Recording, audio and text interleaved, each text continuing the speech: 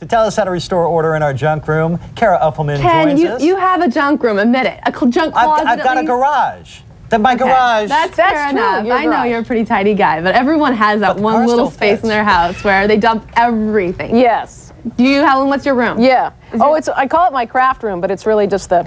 Yeah, my family calls it a loser room. And it's, you know, my garage, even though it has all the junk, still has my Ford Taurus station wagon, right?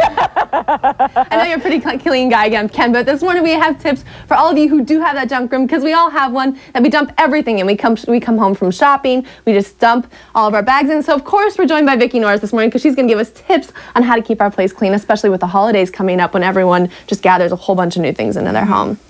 Yeah, well, Kara, you know, we are here to restore order to a guest room and a closet. And it was quite a nightmare before we got here. It was. Let's take a look at what a nightmare this was. It looks like one of my rooms at home. Actually, it looks like my bedroom at home. I don't have the room. Well, there was just stuff all over the floor. I mean, we haven't done a lot with the furniture arrangement, but look at all of these clothes. I mean, there was a built-in closet, but there was just overflowing with stuff. Gift wrap, tissue paper, handbags. I mean, you name it. There was 115 pairs of shoes, Kara. So this is a person who doesn't like to give away. That's right. Not a lot of giving away. There's a lot going on in this room too. There's a computer, a printer, a bed for guests, a closet, tons of books, suitcases. I mean, again, this is just a place where everything gets dumped. You really can't bring guests in here though. No, and there's, you know, just money laying out, there's sewing, there's photo albums, memorabilia. I mean, I'm telling you, it was a wonderland. How do you even start with all of that? What do you first do? You know, the first thing to do, Kara, in any room like this is you want to look at the big picture. You want to look at the whole house. Because if you have gift wrap and shoes and you've got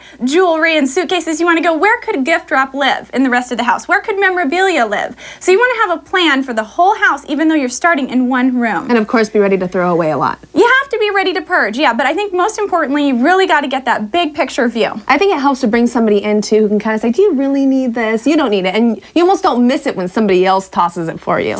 Right, well, some people do. But in this case, the homeowner was willing to purge, but the first thing we had to do is get everything sorted by type. So it was quite a process. Can we show what you guys did? You brought in your crew. Yeah, we brought in the Restoring Order team, and we just went to work. We started sorting everything by type, and I mean, it took a long time. I estimate we had about 40 hours into this project. So there's Katie sorting handbags and, you know, just trying to gather things. There's Dawn pulling out receipts, because of course receipts get dumped in here when you buy clothes. Memorabilia, Jessica's over there doing memorabilia. Chelsea's sorting books. I mean, we had everything to get out of here, and it took a long time. At that point, you put it all into boxes and you just take it outside of the room. We needed a staging area. That's another great strategy. You want to get it out of the space and have a staging area so that you can see everything by type. You don't want just this one big pile that says keep, because what does that mean? You know, you got to get all your tops together, your tank tops, your pants, your dress pants, your blazers. You should have seen the amount of blazers we had. Can we show what you've done now? Yes, absolutely. Room looks great. It looks just cleaner in general, much more organized. But you did have a lot of obstacles to work with, because you did have the printer and the computer and things that still had to go in the room. Yes, we did. And, you know, the homeowner really didn't want to rearrange the room. They were willing to get rid of some things, but not all things. So here you're going to see the desk area just where it was. It's just a table and laptop. But what we did is we needed to clear some workspace, Kara. So over here we've put the printer on one of the nightstands to just expand the space a little bit. And then, of course, we put the supplies that serve the printer and the desk right here. So we've got printer paper and some pens. And then we've also created a nice area over here by the dresser. Let's look at this dresser. These drawers are actually clean inside. They're not filled with pictures, but they're actually for clothes. This is actually for clothes now, and jewelry. Jewelry was a big problem. It was spread all over the house. And so we consolidated it into this area. Got this nice jewelry box. And then we did put clothes in here. We've got scarves and pajamas and turtlenecks, things that should live in dressers. Color coordinated. Isn't that nice? That's great. Yeah. Do you have any tips for people who, a lot of times you do this, you clean up your room, you sort your drawers, but then, you know, 2 or 3 days later, you're back to the same mess. Yes, that is a great point, Kara. You've got to do what we call a burn down. You've got to go to the bottom. Yeah, you absolutely have to. It's really important that you take everything into consideration. But then what we did over here, too, I wanted you to see, is that we went ahead and put handbags all in one location, because handbags really wouldn't work in the closet. So we just created a space right here in this nightstand. Let's take a look at this closet. You still kept many of the shoes. Oh my gosh, like I said, 115 shoes, but the homeowner got rid of 30 30 pairs of shoes, if you can believe that. And what I did, I wanted to point out, is that there's 2 big drawers here, and I retrofitted this closet. We found out that Closets to Go came in and put this in originally in 1998. They still had their records. And so what I did is I had them bring in a bunch more shelves, and we retrofitted this for a shoe bar.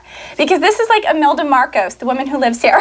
She has lots of shoes, lots of clothes, and so we wanted to really make this a usable space for how she lives and works now. And you're still letting her keep all this too, which is nice. Yeah, Would you recommend the shoe bar as far as keeping shoes on the floor?